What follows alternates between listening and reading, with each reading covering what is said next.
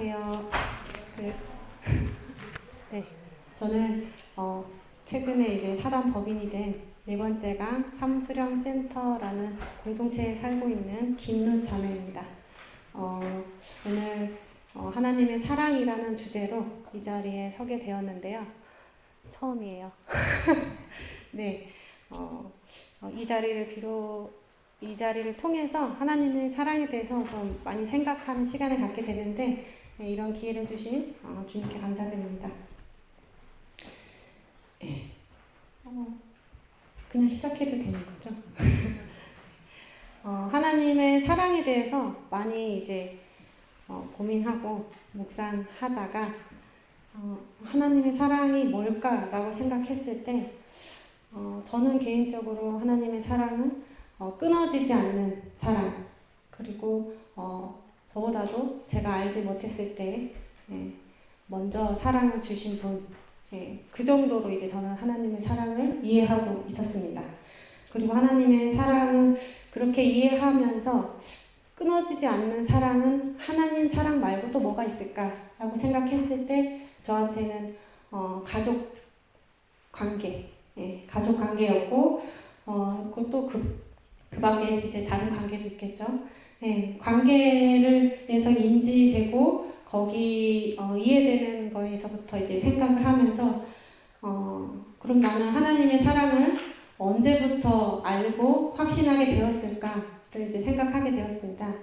저는 사실 모태신앙이 아니고요. 저는 이제 결혼을 했으니까 친정집에서 저만 믿고 있습니다. 저는 20대 초반에 이제 교회를 다니기 시작했는데 우선은 제가 오늘 이제 하나님의 사랑이라는 주제로 생각을 하면서 간단하게 요약을 하면 하나님의 사랑은 끊어지지 않고 포기치 않으시는데 그 관계 가운데서 나 또한 그것에 포기하지 않고 계속해서 반응을 했을 때 응답하신다라는 것으로 저는 결론이 났어요. 그 결론이 나기까지 저의 그 시작과 그 과정을 간단하게 이제 이야기를 나누도록 하겠습니다.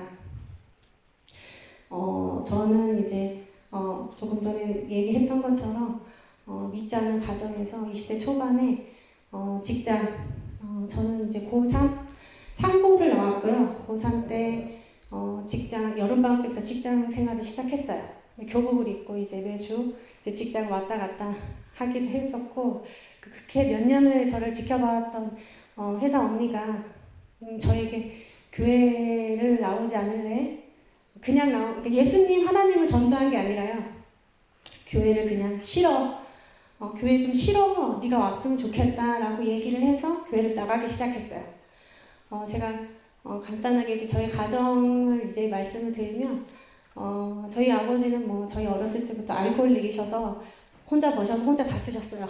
네, 그러시고 저희 어머니 같은 경우에는 그런 아버지를 결혼 초반부터 못 믿어 하셔서 헤어지고 싶으셨는데 제가 생겼고 그런 가정에서 몇 번을 나가셨지만 다시 이제 잡혀서 오시는 그런 가정이 좀 어렸을 때 있었고, 그런 상황에서 제가 이제 고등학교 때 저희 어머니가 이혼을 하셨습니다.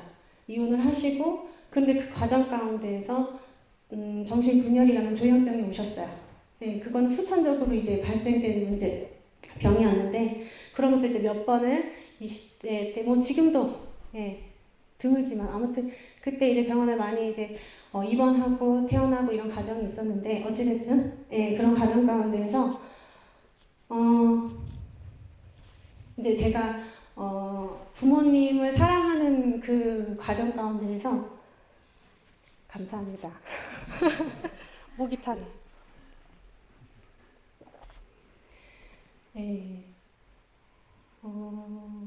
우선은 그때는 이제 신앙이 없었고, 이제 부모님하고 그 과정 환경 가운데에서, 그러니까 제 고등학교 때, 그리고 제 밑에 동생이 중학생 때, 초등학생 때 이제 병이 이제 생긴 거죠. 그 이혼을 하시고, 그리고 다시 또 재결합도 하셨다가 또 다시 또 이혼을 하셨어요. 그 과정 가운데에서 20대 초반에 그냥 정말 교회에 쉬러 갔어요. 잠을 집에서 못 잤거든요. 부모님이 잠을 못 자게 조금 많이 힘들게 하셨어요. 그래서 이제 교회를 갔는데 잠이 그렇게 잘 오더라고요. 네, 그래서 정말 꿀잠 자려고 일주일에 한 번 그렇게 교회를 다니기 시작했습니다. 네, 그렇게 교회를 다니고 1년, 2년, 3년, 4년 이렇게 시간이 지나던 차에 저랑 비슷한 청년들을 봤을 때 그 청년들이 좋은 부모 만나서 잘 사는 그런 모습을 보면서 나도 정말 되게 열심히 살고 있는데 나랑 무슨 차이가 있는 거지? 이런 의문이 들기 시작하기도 하고 그리고 부모님이 그러하지만 그리고 또 가족이 많이 부담스럽기는 하지만 그래도 내가 그 가족을 책임지고 현실을 또 즐기면서 열심히 살고자 하는 나한테 대체 왜 이럴까? 막 이런 생각이 있었고 그때 신랑하고 교제하던 중이었고 그때 단둘이 새해에 예배를 드린 적이 있어요. 근데 그때 저보고 제인이라는 얘기를 그때 처음 들었어요. 예, 그때 그 얘기를 딱 들었을 때 너무 화가 나고 아니 갑자기 내가 왜 제인이지? 막 이러면서 그때 발끈했던 기억이 아직도 생생합니다. 예. 그리고서 그 이후에 예수원 지원도 받게 되고 여러 가지 이제 활동을 또 뭐 노동학교도 하고 캠프도 돈이 안 드는 캠프 자원봉사로도 또 다니고 그때 예수원을 왔던 이유는 전혀 알지 못했는데 그때는 조금 현실이 좀 많이 감당할 수 없을 정도로 제가 많이 지쳐있고 소진된 상황이었어요. 그리고 하나님이 정말 계신지 물음표인 상황에서 예수원 지원을 받았었고 지원 이후에 한 1, 2년이 지난 사이에 제가 조금씩 변하기 시작했습니다. 먼저는 엄마하고의 관계가 정리가 제 안에서 됐어요. 그냥 현실이 너무 힘든데 이거를 내가 언제까지 감당하고 살아야 되나 라는 그런 의문이 들면서도 근데 내가 감당을 하려면 이 사람들을 좋아하지 않으면 감당을 못 하겠더라고요. 이 사람들을 사랑하지 않으면 감당을 못 하겠다라는 생각이 들어서 그래 그러면 내가 한번 사랑을 조금 더 이제 그 전에 사랑을 안 했던 건 아닌데 조금 더 마음을 다해서 한번 좋은 관계로 사랑을 해보자 라고 이제 결심을 하고 집에 들어가고 3일 하루 이틀도 못 가더라고요. 저희 엄마가 그때 어떤 상황이셨냐면 저희 엄마가 갖고 있는 모든 잘못된 사고의 원인이 저였어요.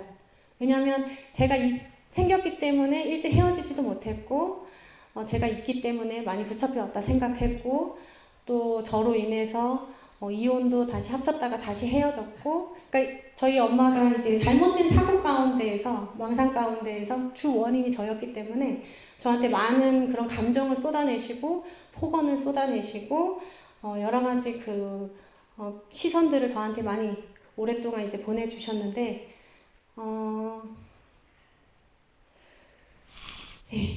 근데 이제 그것에 대한 저의 반응은 사랑하려고 이제 그거를 평소랑 다르지 않는데 그것을 딱 받았을 때 너무 화가 더 나는 거예요. 그래서 소리 지르고 막 나와서 내가 도망치지 않고 이 자리를 지키면서 이 관계를 지키면서 살려고 하는데 내가 감당할 힘이 없다. 나에게는 그런 사랑이 없다. 라는 것을 인정하면서 정말 많이 지친다. 라는 생각으로 막 거리를 울면서 배회를 좀 했었어요. 근데 제가 평소에 이렇게 울면서 배회를 잘 하진 않는데 아무튼 그때 좀 배회를 하던 가운데 그 엄마하고의 관계에서 반응했던 저의 그 모습이 엄마랑은 별반 다르지 않더라고요. 그거를 그냥 막 어떡하지 막 고민을 하다 보니까 별반 다르지 않고 제 안에 또 근본적으로 어떤 두려움이 있었냐면 내가 건강하지 않는 부모하고 결국 똑같은 모습으로 되지 않을까 라는 그런 두려움과 언제쯤 이런 현실적인 관계와 문제에서 벗어날 수 있을까에 대한 그런 두려움이 제 안에 늘 있었는데, 이게 도망갈 수는 없지만 내가 이 자리를 감당할 때 나도 저와 똑같이 되는 건 아닐까라는 이런 두려움 가운데에서 그때 하나님께서 저에게 주셨던 마음은 너도 똑같다라는 그때 처음으로 제가 나도 저와 같은 죄인이구나 라는 거를 인정하기 시작했어요. 그때 그거는 오랜 시간 제가 고민하고 갈등해서 그런지는 모르겠는데 그날에 어쨌든 막 울면서 이 막 복잡한 그런 감정과 상황 가운데에서 나도 엄마와 똑같구나, 이게 엄마랑 똑같아서 너무 끔찍하고 막 정말 싫다라는 게 아니라 그냥 되게 편안하게 인정이 됐어요.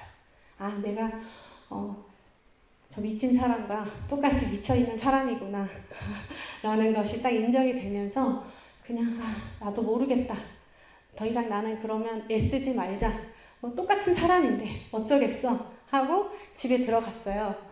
근데 엄마의 반응은 그 전과 똑같죠. 저희가 엄마가 전라도 분이세요. 전라도 욕은 약간 조금 많이 기괴합니다. 되게 잔인하고 또 좀 음란한 단어가 막 섞이면서 아무튼 그거를 오랫동안 들었지만 그냥 제 감정적으로 동요가 없었어요. 그것만으로도 살겠더라고요. 예.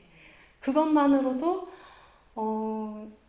막 이렇게 좀 되게 많이 담담하고 편안해졌어요. 그래서 같은 죄인이라는 것을 인정한다는 것이 나에게 참 자유구나 라는 것을 그때서부터 알기 시작했던 것과 같아요. 예, 그때 하나님의 사랑을 처음 이제 인지하고 알기 시작했고, 두 번째는 이제 아버지하고 관계죠. 저희 아버지는 처음에는 두 분이 이혼하시고 아버지랑 형제들이랑 같이 살았는데 제 이제 남동생이랑 다툼이 일어나기 시작했어요. 저희 엄마도 저희를 못 자게 하지만 저희 아버지도 상당히 저희를 못 자게 했었기 때문에 이제 남동생이랑 다투다가 저희 아버지가 갈비뼈에 금이 가기 시작하신 거예요. 시작한 게 아니라 금이 갔어요. 그래가지고 이대로 같이 살면 더 큰 문제가 발생할 수도 있겠구나 라는 생각에 그 밤에 짐을 싸서 형제들과 함께 엄마랑 같이 살기 시작했거든요. 근데 같이 아버지랑 살았을 때에도 그렇게 큰 여러 가지 그런 관계적인 기억이나 추억들은 사실 별로 없고요. 예. 그리고 이렇게 엄마랑 쭉 살고 엄마랑 지지고 볶다가 제가 이제 결혼을 하고 제가 결혼 1년 후에 저희 아버지가 돌아가셨습니다. 어떻게 돌아가셨냐 하면 비 오는 날에 술을 드시다가 넘어지셨는데 이제 워낙 술에 고르신 분이라 일반 정상인이면 이렇게 돌이나 이렇게 바닥에 넘어졌을 때 뇌에서 뇌출혈이 발생을 하는데 그렇게 발생을 했을 때 일반 정상인이면 중환자실로 가야 되는 거예요. 저희 아버지는 술에 고르신 분이라 골보다 뇌가 작았어요. 그래가지고 당장 눈에 보이기에는 별 문제가 없으셨습니다. 그래서 병원에 이제 응급실에서 전화가 왔었고 그래서 갔는데 저희 아버지가 우선 의사 선생님이 지금 좀 전에 얘기했던 것처럼 설명을 해주셨어요. 지금은 멀쩡해 보이지만 이게 되게 좋지 않은 상황입니다라고 이제 말씀을 해주신 거죠. 그래서 그때 아버지를 응급실에서 봤을 때 정말 너무 싫었어요. 이게 이 문제를 어떻게 또 감당을 해야 되나, 결혼하고 아직 1년도 안 됐는데, 근데 이제 의사 선생님 얘기를 듣고 어떡하겠어요, 감당을 해야 되니까.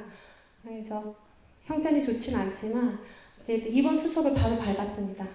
밟았는데 저희 아버지가 그 병실 앞에서 굉장히 이제 으름장 소란을 피우시면서 자기 입원 안 하겠다고. 막 이제 환자복 안 입겠다고 난리를 치시는 거죠. 그래서 아빠 이러면 나 아빠 책임 감당 못한다. 이러면 안 된다라고 얘기했지만 그럼 너 감당하지 말아라. 그러고 이제 뛰쳐나가셨고, 그래서 정말 그때서부터는 더욱더 아버지와 관련된 전화를 이제 받았을 때 아버지를 부인하기 시작했습니다. 집주인, 아버지가 사는 집주인, 아버지가 너무 소란을 피우시니까, 그리고 뭐 병원, 그리고 경찰서, 동사무소, 막 여기저기에서 전화가 오는데, 그때마다 제가 막 심장은 떨리는데, 그때마다 그냥 그런 얘기를 했어요. 저 아버지랑 연락 안 하고 지낸 지 너무 오래됐고 못 본 지도 오래됐기 때문에 제가 아빠 일을 제가 감당할 수 없습니다. 전 모르는 일이에요. 저는 모르는 사람이에요. 뭐 이런 식으로 제 아빠지만 모르는 사람입니다. 이런 식으로 이제 거절하면서 전화를 끊었어요. 그때 정말 너무 힘들었어요. 그렇게 전화를 끊고 난 다음에 통화할 때는 심장이 떨리지만 전화를 끊고 난 다음엔 손이 떨리더라고요. 그렇게 몇 번을 전화를 받고 난 다음에 도저히 안 되겠는 거예요. 제가 죽겠더라고요. 그때 너무 죽고 싶은 생각도 너무 많이 들고 너무 괴로워서 일을 그만두고 어떻게든 아빠를 책임져야겠다. 그런데 현실적으로 이거는 정말 말이 안 된다. 감당할 돈도 집도 그리고 저희 친정 식구들이 모두 거절했거든요. 아빠랑은 연락하고 살지 말아라 라고 얘기를 했기 때문에. 근데 저는 그렇게 부인이 안 돼서 그때 예수원에 장기 손님으로 왔었어요.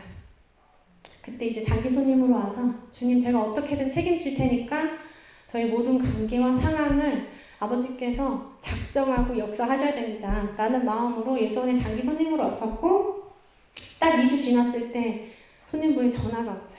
저희 아버지가 돌아가셨다. 그래가지고 그 소식을 듣고 이제 장례를 치르는데 장례의 모든 과정이 굉장히 순조로웠습니다. 재정적으로도 어렵지도 않고 많은 상황적으로도 어렵지가 않았어요. 왜냐하면 저희 부모님이 젊은 연령대고 자녀가 셋이라서 기초수급자가 될 수 없는 상황이셨는데 어떻게 그 사회복지과에서 기초수급자로 해서 병원에서 돌아가셨대요. 이렇게. 그리고 기초수급자가 됐기 때문에 장례 절차도 모두 다 책임져서 진행이 다 되더라고요. 낙골당까지도 이미 지정이 되어 있어요. 그래서 모든 과정이 순조롭게 다 진행이 되었는데, 그렇게 잊고 있다가 제가 나중에 그 전에 이제 결혼을 했죠. 결혼하고 1년 후에 아버지가 그렇게 돌아가시고 부부로 또 다시 지원을 받게 됐어요. 예수원에. 지원을 받다가 그땐 자녀가 없었고요. 제 시원에서 이제 방문 숙소문 이렇게 열어놓고 그때도 비가 왔어요. 비가 오는데 여러 가지 생각이, 방에 혼자 있었거든요. 이제 방 밖을 이렇게 비 오는 방 밖을 내다보면서 여러 가지 막 생각이 드는데, 그래 내가 엄마하고 관계는 어땠지, 아빠하고 관계는 어땠지. 근데 참 엄마하고의 관계는 지지고 볶고 별의 별짓을 다 하면서 어떻게든 내가 감당하고 그 과정 가운데 지금까지 왔는데 아빠하고의 관계는 어땠을까? 라고 딱 생각을 했을 때 갑자기 응급실에서 마주쳤던 아버지의 그 눈빛이 생각이 났어요. 그때 이제 아버지 눈빛이 생각이 나면서 제가 진짜 막 되게 원망하고 싫어하는 마음으로 정말 째려봤거든요. 왜 이렇게밖에 나타날 수 없습니까? 라는 그런 저희 아버지가 그렇게 저희가 결혼할 때쯤에 거의 치매로 오는 그런 알코올 치매성까지도 이제 가는 그런 상황이었거든요. 멘탈적으로도 건강하지 않은 상황이셨는데 너무 싫은 거예요. 그때 바라봤던 아버지 눈빛이 생각나면서 아빠가 입원을 거절하셨던 이유는 나를 생각해서 였구나. 그리고 제가 결혼할 때 저희 아버지를 찾아갔었죠. 찾아가고 인사도 드리고 근데 제가 아버지를 깨끗한 모습으로 이렇게 모시고 싶었는데 저희 친정 식구들이 다 거절을 했어요. 감사합니다. 그래서 남동생이 좀 가서 아빠랑 하룻밤 보내면서 좀 이렇게 말끔하게 모셨으면 좋겠는데, 이제 저희 친정 식구들 가족 내에 이제 두려움이 있죠. 저희 어찌됐든 저희 엄마가 건강하신 분이 아니니까 아빠가 나타나면 문제가 생길 수 있다. 그래서 이제 아빠가 오는 것에 대해서 거절하는 마음이 있었고, 좀 아쉽지만 어쩔 수 없지 하고 생각을 하고 있었거든요. 결혼식 하기 한 2달, 3달 전에 한 번 만났는데,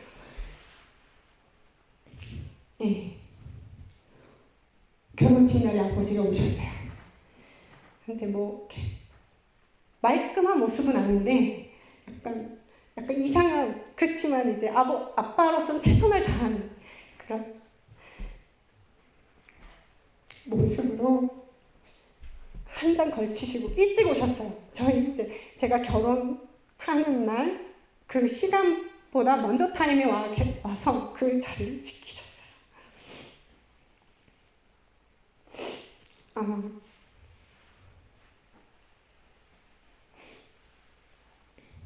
다행히 아무 일은 일어나지 않고 안전하게 감사하게 결혼식을 마쳤습니다. 그리고 그러니까 그때 기억이, 그때 이제 창밖을 다 바라보면서 막 지나가는 거예요. 우리 아빠가 건강한 사람 아니고 멀쩡한 사람 아니지만 나를 사랑하셨구나. 네. 아빠에 대한 큰 추억이나 그런 건 없지만 아빠 막연히 좀 무섭고 어렵고 상대하기 불편한 사람인데, 엄마도 멀쩡하지 않지만 아빠도 참 멀쩡하지 않는 분이신데 아빠는 아빠 모습으로 나를 사랑하고 계셨구나. 끝까지. 네. 그것에 대해서 알면서도 나의 사랑이 최선을 다했다고 생각을 했지만 나의 최선도 온전하지 못했고 좀 어리석은 모습도 있었고, 그렇지만 아빠도 똑같은 거죠. 저희 아버지도 온전하지 못하고 어리석은 모습으로 우리가 그때는 알지 못했지만 서로 사랑하고 있었구나. 네. 그것을 알았어요. 근데 제가 이것을 알게 된 것은 포기하지 않은 하나님께서 저희를 먼저 사랑하시고 끝까지 함께 하신 그 과정 가운데 제가 그 사랑에 대해서 하나님만을 사랑하는 것이 아니라 그 끊어지지 않는 그 관계 가운데에서 계속적으로 저도 완전할 수는 없겠지만 어리석고 부족하지만 부모님을 사랑하고 책임지고 감당을 어떻게든 하고자 하는 그 과정 가운데에서 응답을 해주셨습니다.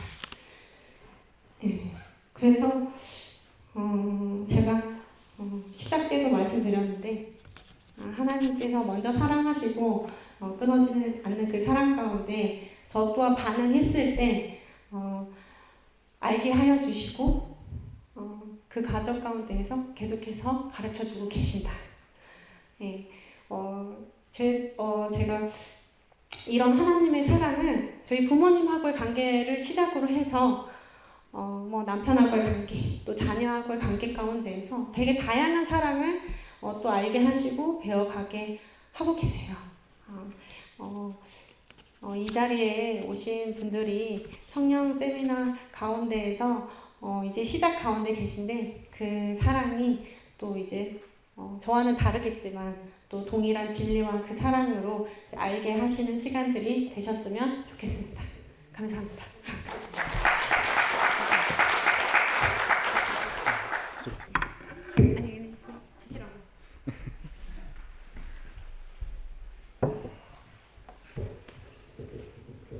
네, 하나님의 사랑이 정말로 신실하고 하나님께서 하시는 놀라운 일들이 우리에게 있습니다. 우리가 이 자리에 온 것은 결코 우연이 아닙니다. 내 의지도 아니고요. 하나님께서 우리를 지금 부르신 거예요.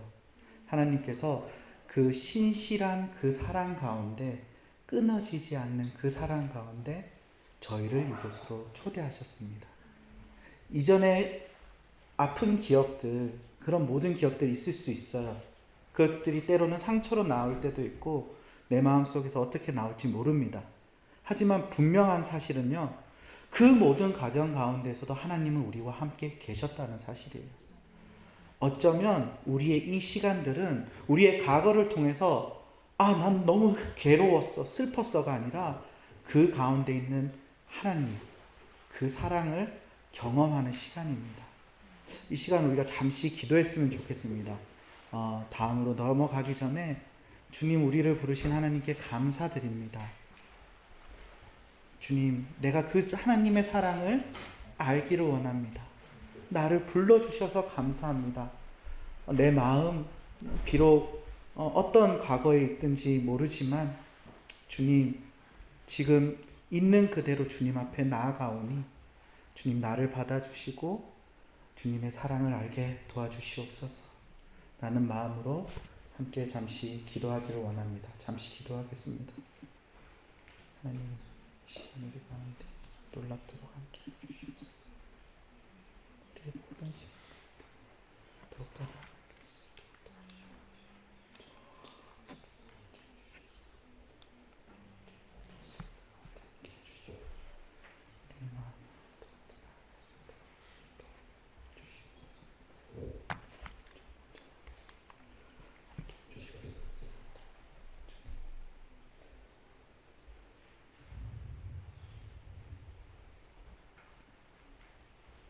주님, 감사합니다. 저희를 사랑하여 주셔서 가장 원하시는 주님의 때에 이곳에 우리를 불러주셨습니다. 무엇보다도 우리를 향하신 하나님의 사랑을 알기 원합니다. 그리고 우리가 더 나아가서 그 하나님의 사랑으로 우리에게 보내주신 예수 그리스도를 알기 원합니다. 그리고 또 그 예수 그리스도와 함께, 그리고 그 구원의 역사를 통해서 또 우리에게 계속적으로 역사하실 성령님을 더욱더 알고 그분과 함께 살아가기 원합니다. 주님, 간절히 바라오니 지금 이 순간 우리 가운데 함께하여 주시옵소서. 우리를 구원하신 예수 그리스도의 이름으로 기도드렸습니다. 아멘. 네, 첫째 날은 이 간증과 함께 이렇게 가르침의 시간들이 잠시 있습니다. 네, 저는 남상득 코이노니아 형제고요. 앞에 간증을 했던 루짜매의 남편입니다. 그 모든 과정 가운데 저희는 그 여정을 함께하고 있고요. 여전히 하나님의 사랑을 배워가고 있는 과정 가운데 있습니다. 그 하나님의 사랑을 배워가는 과정 가운데 결코 우리의 힘으로 아무것도 할 수 없어요. 우리의 삶의 여정도 달랐고 또 우리에게 역사하신 하나님이 달랐기 때문에 그 여정 가운데 함께하는 것은 때로는 인내와 때로는 서로를 향한 기도와 또 용서와 화해가 필요합니다. 그런데 우리가 이렇게 여정을 계속적으로 갈 수 있는 이유는 우리 가운데 화해자 되신 예수 그리스도께서 있기 때문입니다. 하나님은 우리를 사랑하실 뿐만 아니라 그저 그냥 내버려 두지 않으셨어요. 그 사랑의 가장 큰 표현으로 그의 독생자이신 예수 그리스도를 보내주셨습니다. 오늘은 그것에 대해서 잠시 살펴보고자 합니다. 오늘 제가 나눌 예수님의 구원 이야기는 조금 다른 측면에서 이야기를 할 것 같습니다. 왜냐하면 우리는 지금 성령 세미나와 관련된 시간들이기 때문에 우리의 이 예수님의 구원은 하나님의 사랑과 성령님의 사역과 함께 나아가는 이 예수님의 구원에 대해서 함께 해보고자 합니다. 이 예수님의 구원은 여러 가지로 표현할 수가 있습니다. 근데 이번 강의를 준비하면서 저에게 주셨던 두 가지 말씀이 있었어요. 그게 어제 본문에서 다 나왔어요. 그래서 조금 놀라긴 했습니다. 첫 번째는 요한복음 3장의 내용이었고요. 두 번째는 로마서 8장의 내용들이 이 시간을 준비하면서 예수님의 구원과 관련된 말씀으로 저에게 주셨습니다. 그래서 이 요한복음 3장과 로마서 8장을 우리가 좀 생각해 보면서 그 예수님의 구원에 대해서 생각해 보고자 합니다. 우리가 첫 번째로 생각해 보는 것은 저는 니고데모가 생각이 났습니다. 니고데모의 이야기를 통해서 예수님의 구원이 어떻게 펼쳐지는지에 대해서 한번 생각해 보았습니다. 우리는 각자 모두에게 하나님의 사랑 그리고 그 역사들을 다 가지고 있습니다. 그리고 많은 사람들로부터 하나님께서 역사하시는 것들을 너무 많이 들어와죠. 그리고 가끔씩 고민이 되고 질문이 듭니다. 그 하나님의 역사가 나에게 어떻게 다가오는 것인가? 니고데모가 예수님을 찾아옵니다. 밤중에 찾아옵니다. 니고데모는 바리새파 사람이었죠. 어떻게 보면 하나님의 말씀을 너무나도 잘 아는 사람입니다. 그리고 하나님을 위해서 모든 행동과 율법과 모든 것을 지키는 사람입니다. 하나님의 말씀을 잘 알 뿐만 아니라 그것을 지키기 위해서 너무나도 노력하는 사람이었습니다. 그가 예수님께 찾아와서 이렇게 얘기를 하는 겁니다. 랍비님, 우리는 선생님이 하나님께로부터 오신 분임을 압니다. 하나님께서 함께 하지 않으시면 선생님께서 행하시는 그런 표징들은 아무도 행할 수 없습니다. 고백하는 거예요. 하나님의 역사, 하나님의 사랑, 모든 것을 고백합니다. 그런데 그 역사와 나와 무슨 상관이 있는 것이죠? 그 역사가 나한테 어떻게 다가오는 것이죠? 라고 물어보는 겁니다. 제가 봤을 때 이 니고데모는 정말 간절한 마음으로 찾아왔을 것입니다. 왜냐하면 그 사람은 그냥 내버려둔 사람이 아니었어요. 아까 말했듯이 말씀을 너무나도 깊게 바라보고 하나님을 따르기 위해서 부단히도 노력하는 사람인데 그 마음 가운데 어느 해결되지 않는 한 부분이 있었던 것입니다. 내가 하나님 사랑 알고자 하는데 하나님 사랑이 내 안에 다가오지 않아요. 근데 예수님 당신을 보니까 알 수 있을 것 같아요. 근데 어떻게 당신처럼 하나님의 역사를, 하나님의 사랑을 내 삶 속에서 나타날 수 있을까요? 라고 이렇게 이야기를 합니다. 그럴 때 3절 예수님께서 이렇게 말씀하십니다. 다 같이 한번 읽어볼까요? 내가 누구든지 여기에 대해서 예수님은 분명하게 누구든지 다시 나지 않으면 하나님의 나라를 볼 수 없다라고 표현하고 있어요. 하나님의 말씀을 알고 하나님의 율법을 지키기에 노력하더라도 진정으로 하나님의 사랑과 그 역사 가운데 나아가기 위해서는 거듭남이 필요하다는 것입니다. 근데 우리 니고데모는 이 거듭남에 대해서도 질문하기 시작하죠. 니고데모가 예수님께 다시 말했습니다. 이 거듭남에 대해서. 사람이 늙었는데 그가 어떻게 태어날 수 있겠습니까? 어머니 뱃속에서 다시 들어갔다가 태어날 수는 없지 않습니까?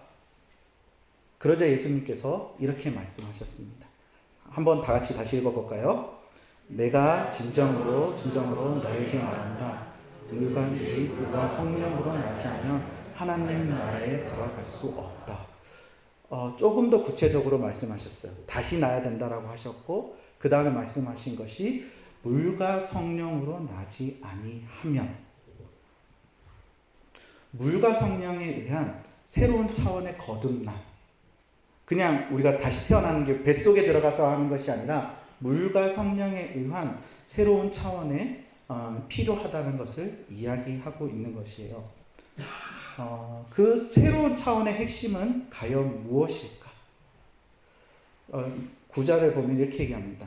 니고데모가 예수께 물었다. 어떻게 이런 일이 있을 수 있습니까? 예수님께서 말씀하셨습니다. 너는 이스라엘의 선생이면서 이런 것도 알지 못하느냐? 내가 진정으로 너에게 말한다. 우리는 우리가 아는 것을 말하고 우리가 본 것을 증언하는데 너희는 우리의 증언을 받아들이지 않는다. 내가 땅의 일을 말하여도 너희가 믿지 않거든 하물며 하늘의 일을 말하면 어떻게 믿겠느냐. 하늘에서 내려온 이 곧 인자 밖에는 하늘로 올라가니가 없다. 모세가 광야에서 뱀을 든 것 같이 인자도 들려야 한다. 그것은 그를 믿는 사람마다 영생을 얻게 하려는 것이다. 어떻게 물과 성령으로 태어날 수 있겠습니까? 라고 물었을 때 니고데모가 그렇게 물었을 때 예수님은 이렇게 말씀하시는 거예요. 너는 아직 아무것도 모른다. 너가 그렇게 하나님 말씀을 보는데도 왜 알지 못하느냐. 그런데 성경에서 분명히 말한 것이 있는데 모세가 광야에 뱀이 든 것 같이 인자도 들려야 한다. 여기서 말하는 인자는 누구일까요? 우리가 알고 있듯이 예수님입니다. 앞서 말했듯이 우리가 하나님의 나라, 하나님의 사랑, 하나님의 역사가 우리 안에 들어가기 위해서는 거듭남이 필요하고요. 그리고 그 거듭남이 우리 가운데 다시 한번 역사를 하기 위해서는 예수 그리스도가 우리에게 필요하다는 사실을 예수님께서 이야기하고 계십니다. 근데 단순히 그냥 예수님만으로 충분하다고 하지 않으셨어요. 광야에서 뱀을 든 것 같이 인자도 들려야 한다. 이 의미는 앞으로 펼쳐진 예수님의 사역의 모든 것을 보여주고 있습니다. 우리가 흔히 알듯이 인자가 들려야 하는 것들, 바로 예수 그리스도의 십자가와 부활, 이것이 반드시 필요하다는 것이죠. 이것이 바로 어떻게 보면 구원의 과정이라고 하신 것이고 예수님이 이 땅 가운데 오셨던 결정적인 이유인 것입니다. 하나님의 사랑과 거듭남과 그리고 마지막으로 구원을 이루기 위해서. 그래서 니고데모를 통해서 이야기할 수 있는 건 하나님의 역사는 우리 가운데 늘 있어요. 근데 그것이 우리 가운데 들어오기 위해서는 새로운 차원이 필요하다고 얘기합니다. 물과 성령에 의한 거듭남이 필요하다라고 하고요. 그 거듭남을 위해서는 예수 그리스도의 구원의 사역이 반드시 필요하다는 것을 이야기합니다. 결국은 니고데모가 질문했던 모든 것에 해결할 수 있는 방법은 예수 그리스도의 구원입니다. 예수님의 구원이라는 것은 어떤 의미를 가지고 있을까요? 여러분들은 어떤 것을 생각하시나요? 구원. 구원이 어떤 뜻이죠? 구원? 구원이 어떤 뜻일까요? 생각해 보시죠. 간단히 생각하면 건짐을 받는 거죠. 어떤 상황 속에서 이끌어냄을 받는 것. 그래서 하나님 구원이 정말 무엇일까요? 라고 생각했을 때 그리고 예수 그리스도를 통한 구원은 무엇일까요? 라고 생각했을 때 저에게 떠오르는 그림은 이 그림이었습니다. 예수님이 우리를 건져내시는 것. 어디에서 건져내셨을까? 그리고 건져내셔서 무엇을 하셨을까? 예수님의 구원을 표현하는 하나의 구절이 있습니다. 우리가 함께 읽겠습니다. 다 같이 읽게요. 아버지께서는 우리를 암흑의 권세에서 건져내셔서 자기의 사랑하는 아들의 나라로 옮기셨습니다. 우리가 암흑의 권세에 있었는데요. 그런데 하나님이 우리를 계속 사랑하고 계셨어요. 근데 그 암흑의 권세에 머물게 하지 않으시길 원했어요. 그래서 하나님께서는 예수님을 보내셔서 예수님을 통하여 자기의 사랑하는 아들의 나라로 옮기시는 과정이 구원입니다. 성경의 모든 이야기는 이 구원의 이야기예요. 창세기부터 시작하는 모든 이야기, 출애굽의 모든 이야기, 그리고 출애굽 이후에 이스라엘이 완성되고 이스라엘이 타락하고 다시 망하고 예수님이 다시 오시기까지 계속적으로 이어진 것은 바로 이 구원의 이야기입니다. 그런데 우리가 이 구원에 대해서 알아야 할 것이 있어요. 반드시 우리가 인지해야 될 것이 있습니다. 여러분들은 구원이 필요하십니까, 지금? 지금 구원이 필요하십니까? 우리가 여기에서부터 시작을 해야 되는 거예요. 정말 우리는 구원이 필요한 존재인가? 이 구원을 필요한 존재인가에 대해서 생각을 했을 때 떠올랐던 하나의 그림이 있었습니다. 그리고 생각났던 이야기가 있었습니다. 보신 분들도 있었을 텐데 철로 역정이라는 그 그림이었어요. 어느 날 갑자기 책을 읽고 갑자기 짐이 생기죠. 그리고 그 짐을 생기고 이제 그 여정을 떠나가는 우리의 모습이 생각이 났습니다. 우리가 먼저 모든 것을 알기 위해서는 우리가 정말 구원이 필요한 존재인가를 먼저 알아야 되는 거죠. 우리 룻자매가 얘기했듯이 내가 죄인인가? 에서부터 시작했을 때 하나님 사랑이 다가온 것처럼 우리는 구원이 필요한 존재인가부터 바로 시작해야 되는 것입니다. 우리가 살아가는 세상에 대해서 다양한 관점들이 있어요. 그런 것들을 역사관, 시간관이라고 우리가 이야기를 하는데요.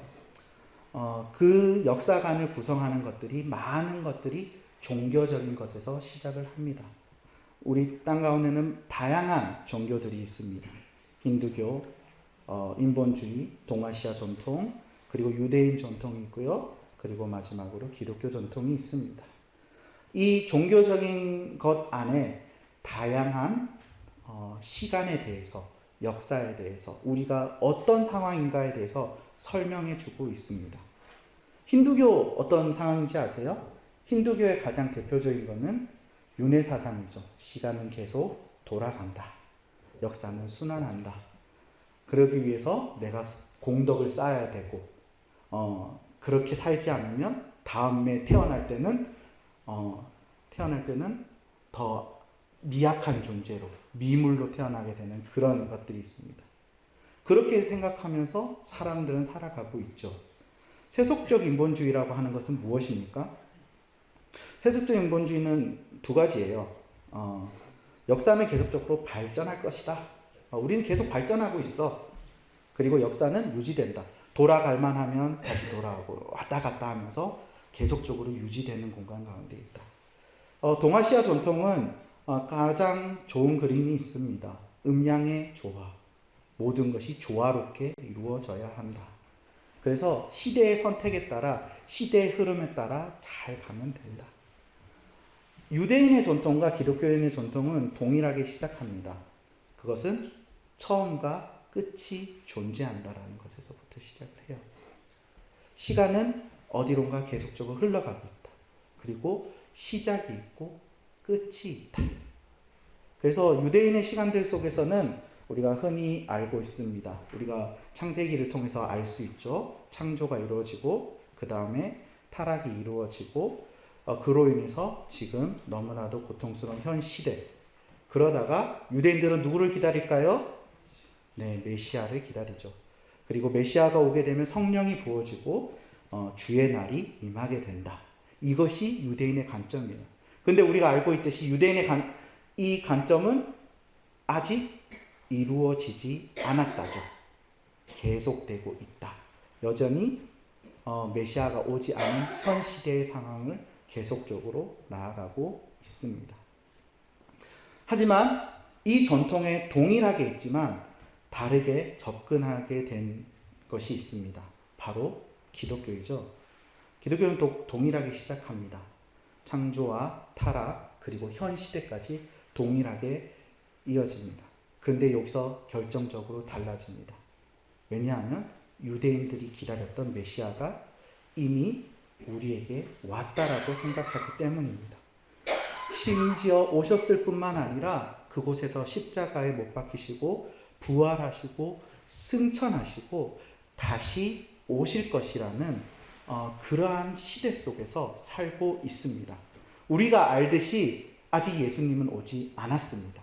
그러했기 때문에 끝이 오지 않았던 거죠. 한 번은 오셨지만 다시 오실 것을 약속하시고 올라가셨기 때문에 우리는 어떻게 보면 아주 가운데 끼어있는 시대에 살고 있다라고 할 수 있습니다.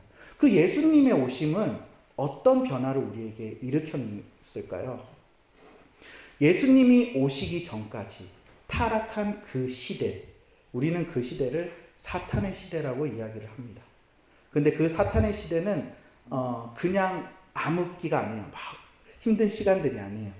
회복을 고대하면서 그분이 다시 오시기를 기다리는 시간입니다.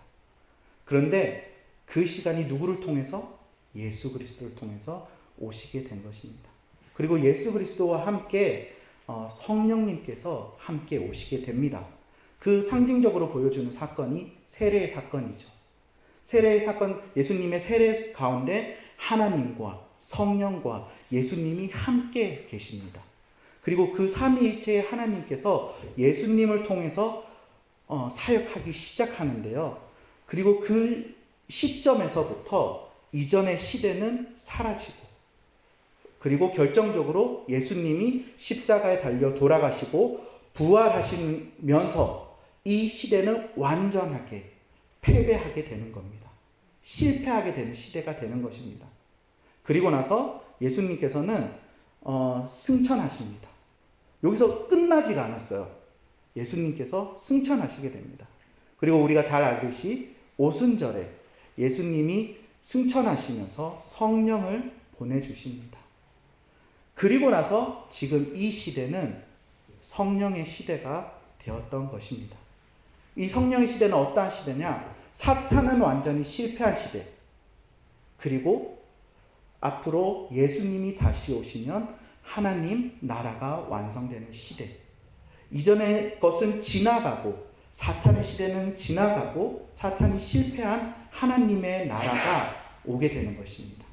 예수님이 이 땅에 오셨던 여러 가지 사역들 중에, 그리고 그가 십자가에 달려 돌아가시고 부활하시면서 하고자 했던 그 구원의 시대는 바로 사단을 멸망시키고 암흑의 권세를 끊어버리고 이제 하나님의 나라 가운데 하나님의 나라의 초대로 나아가는 시대로 만드신 거예요. 그래서 예수님의 성육신은 이 땅에 오시면 새로운 시대를 여는 시대가 된 것입니다. 타락과 함께 시작된 암흑의 권세, 사탄의 권세가 무너지게 되는 거예요. 예수 그리스도께서 이 땅에 오심으로 이 시대는 새로운 시대의 전환들이 이루어지게 됩니다. 그리고 예수님께서는 구약에 계시된 인자와 메시아로서 이 땅에서 충분히 사역하셨습니다. 성령과 함께. 그리고 왕적인 사역, 제사장적인 사역, 선지자적인 사역을 통해서 이 땅에 하나님의 나라를 여셨습니다. 그리고 그 절정에 예수 그리스도께서는 아까 니고데모에 말한 것처럼 광야에서 뱀이 들린 것처럼 십자가에 달려 돌아가셨습니다. 근데 거기서 끝나지 않았죠. 바로 부활과 승천이 일어나게 됩니다. 그래서 그 시대를 통해서 완전하게 암흑의 권세를 없애시고요. 이제 하나님 나라의 시작을 여신 겁니다. 근데 그 시작에 있어서 이제 예수님 홀로 아니라 성령과 함께 그리고 그의 지으신 인간들과 함께 그 시작을 여시는 것입니다. 아까 니고데모의 이야기에서 중간에 빠진 내용이 있습니다. 5절에 보면 예수께서 말씀하셨다. 내가 진정으로 진정으로 너에게 말한다. 누구든지 물과 성령으로 나지 않으면 하나님 나라에 들어갈 수 없다 라고 이야기하시면서 6절에서 8절에 이르기까지 한 가지 이야기를 해주세요. 바로 성령의 이야기를 해주십니다. 아마도 물에 대한 것은 어느 정도 알았을 거예요. 세례 요한의 사역을 통해서 회개의 사역이 필요하다는 것은 바리새인이 그것까지는 알았을 겁니다. 니고데모가. 근데 예수님이 정말 이 모든 사역을 통해서 하고 싶었던 일, 첫 번째는 암흑의 권세를 철저하게 부시는 그 일은 본인이 감당하셔야 되지만 그 이후의 모든 것은 성령을 통해서 하실 거라는 것을 니고데모에게 얘기하고 계시는 겁니다.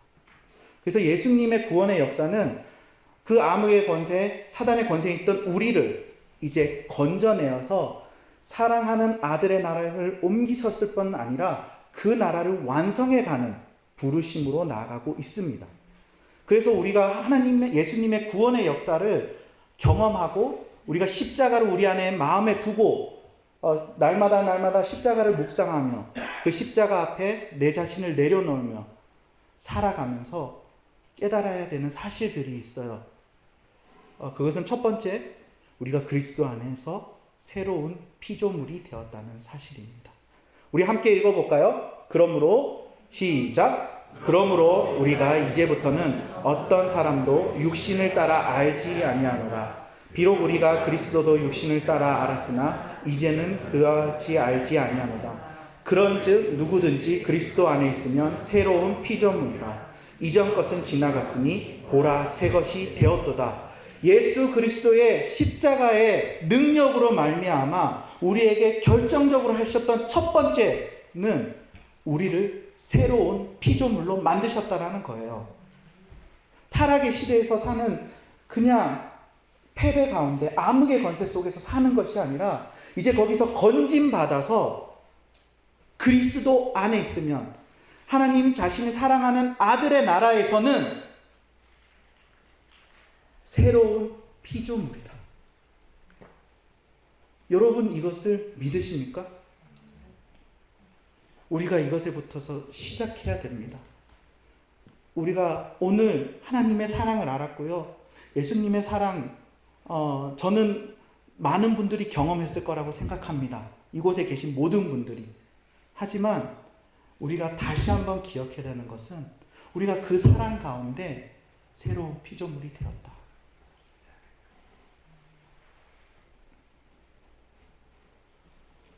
그리고 두 번째, 그 새로운 피조물이 살아갈 새로운 하나님의 나라. 사랑과 진실이 만나고 정의와 평화가 서로 입을 낮추고 진실이 땅에서 돋아나고 정의가 하늘에서 굽어보는 우리가 이루어질 수 없을 것 같은 사랑과 진실, 정의와 평화가 함께 만들어지는 그 나라. 그리고 먹는 것과 마시는 것이 아니라 의와 평화와 기쁨이 가득한 그 나라를 예수님께서 여신 겁니다. 그리고 새로운 피조물에게 그 삶을 살라고 보여주시는 거예요. 그런데 우리가 분명히 알고 있습니다. 우리가 건짐 받았고요. 새로운 피조물이 되었고요. 예수님께서 사역하시면서 그 하나님의 나라의 모습을 보여주셨어요. 그런데 우리가 알고 있듯이 하나님의 나라는 이미 왔으나 완성되지 않아 있습니다. 거기에서 우리의 어려움이 시작되는 거예요. 우리가 그냥 구원받고 하나님 사랑을 알고 구원을 받고 했으면 우리가 다시 한번 이 성령 세미나에 오거나 우리가 늘 기쁨 가운데 살았고 이 땅은 행복한 나라가 됐겠죠. 근데 우리가 알면 알수록 이 나라는 예수님이 정말 구원하신 게 맞는가라는 생각을 할 때가 많이 있습니다. 처음에 하나님의 사랑을 알고 예수 그리스도의 구원을 겪었을 때 우리 가운데 놀라운 기쁨이 넘쳐납니다. 하나님의 나라가 열려요. 그런데 그 시간이 오래 가지 않습니다. 왜일까요? 왜 예수님께서는 구원 사역을 완전하게 이루셨음에도 불구하고 지금 하나님 나라가 아직 완성되지 않았을까요? 왜일까요? 저는 여기서 하나님의 사랑을 다시 한번 생각하게 되었습니다.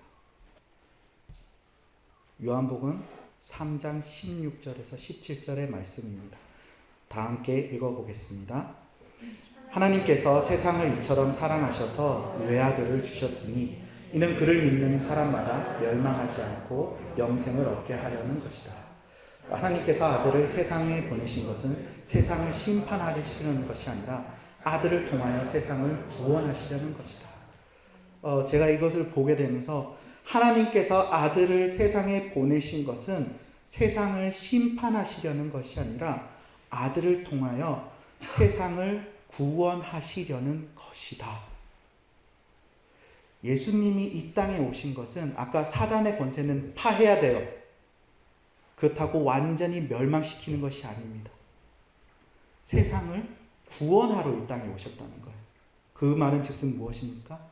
온 세상이 구원을 받을 때까지 예수님이 하나님이 기다리시는 거예요. 로마서 11장에 보면 이런 이야기가 나옵니다. 이스라엘 유대인들이 믿지 않는 것, 그리고 이방인의 구원에 대해서 이야기를 합니다. 그래서 접붙임의 원리라고 이렇게 이야기를 하는데요. 접붙임으로 인해서 이방인은 사실 그 구원의 가정이 없었으나 접붙임을 받아서 들어가게 되었다라는 것이 핵심이에요. 근데 그게 한꺼번에 이루어지지 않았어요.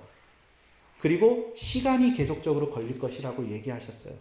왜냐하면 하나님의 가장 큰 계획은 후반절에 이 빨간 줄에 보시면 온 이스라엘이 구원을 받게 되리라.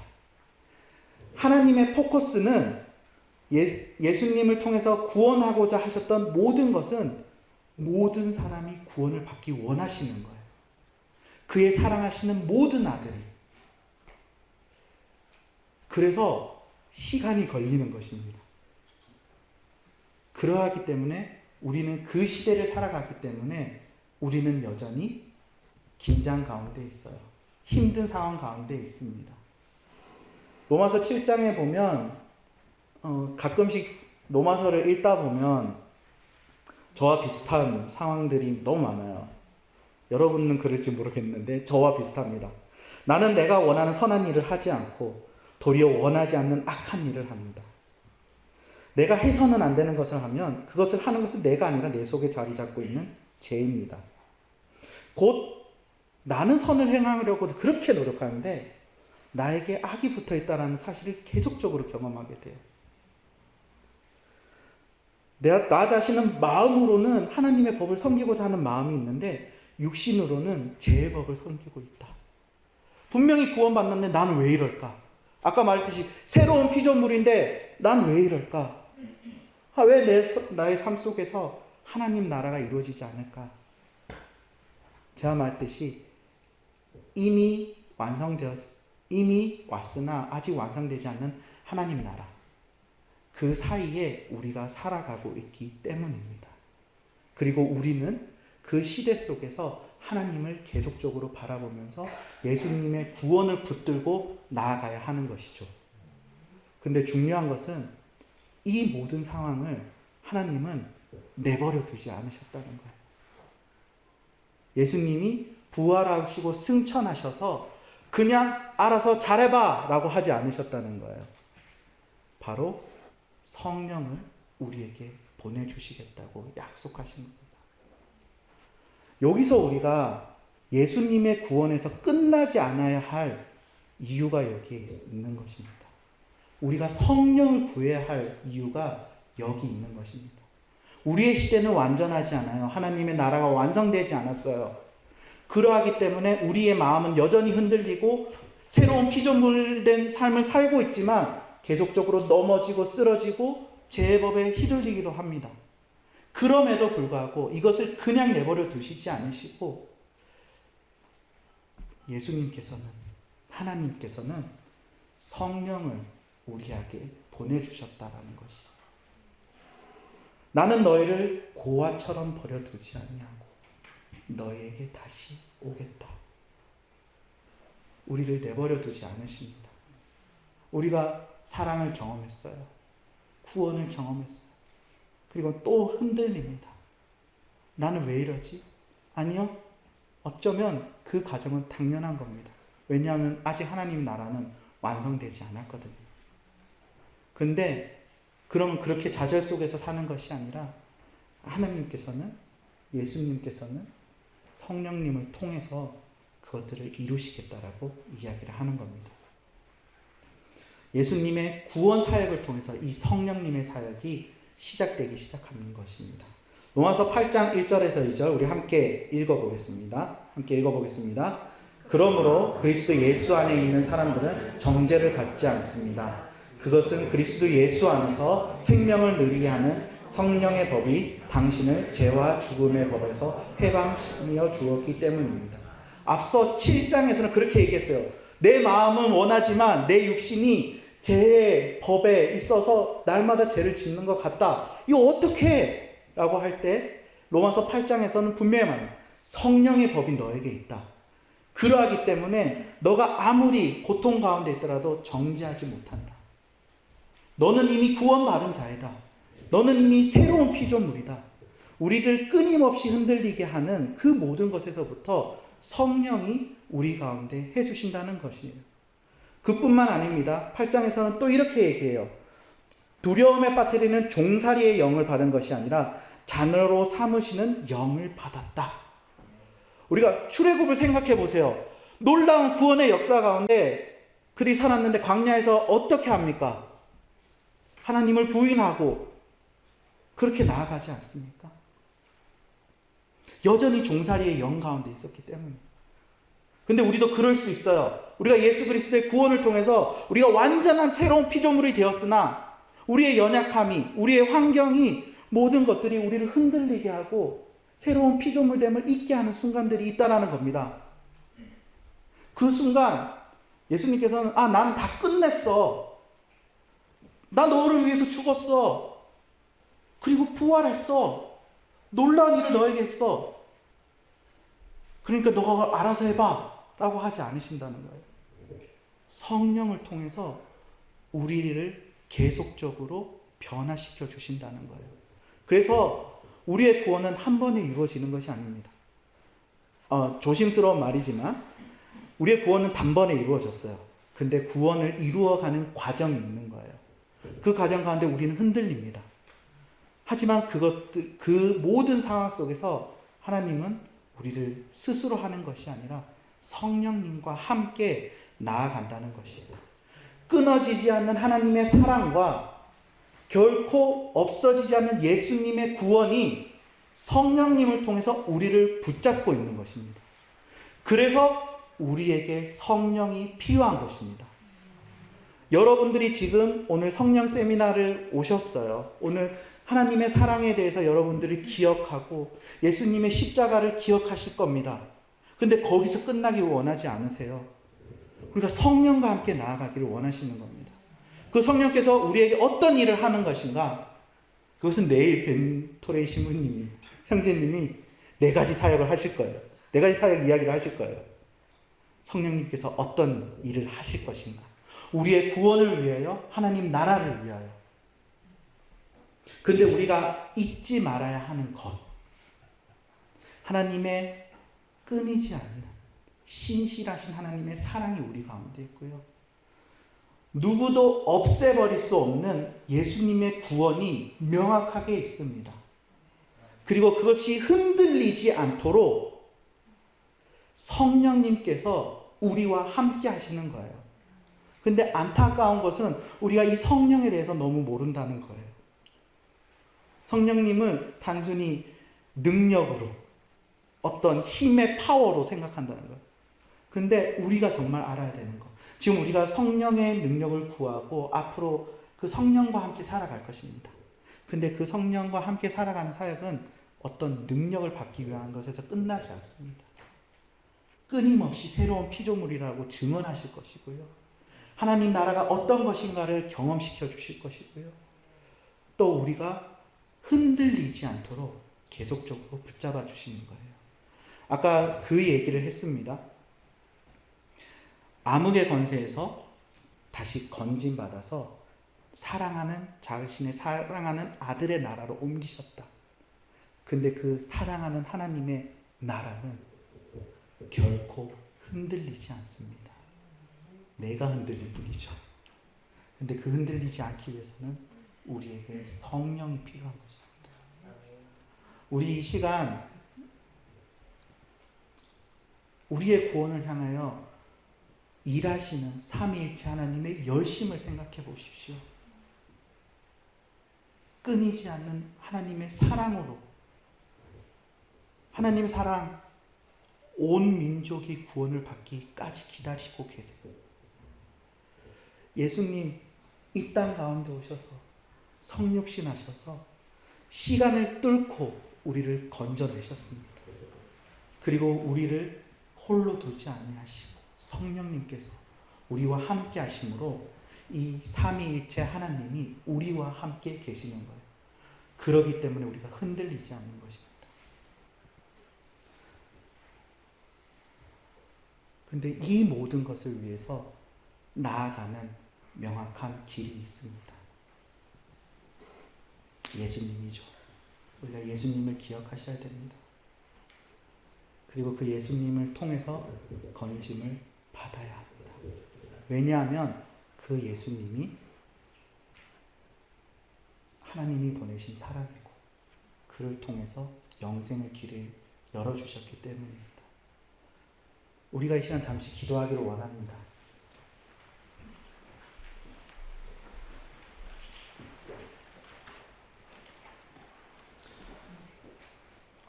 첫 번째 이것을 좀 기도하셨으면 좋겠어요. 예수님의 구원 가운데 있는 우리, 이전 것은 지나갔으니 보라 새 것이 되었도다. 새로운 피조물된 우리를 기억하십시오. 그것은 결코 변하지 않는 것입니다. 예수님의 십자가를 통해서 완전하게 이루신 것입니다. 여러분들은 이미 새로운 피조물입니다. 그것을 여러분들이 확신하셔야 됩니다. 그리고 그 피조물된 우리가 하나님 나라를 살아가기 위해서 성령님이 필요하다는 사실을 우리가 간절히 알아야 됩니다. 주님, 내가 예수님을 통해서 구원받았고 새로운 피조물이 되었습니다. 주님, 내가 이것을 알도록 도와주시옵소서. 그리고 또한 주님, 내가 성령과 함께 계속적으로 나아가기를 원합니다. 나의 구원을 계속적으로 이루어질 수 있도록 성령님, 지금 우리에게, 나에게 와주시옵소서. 그것을 기억하면서 함께 기도하기를 원합니다. 잠시 기도하겠습니다.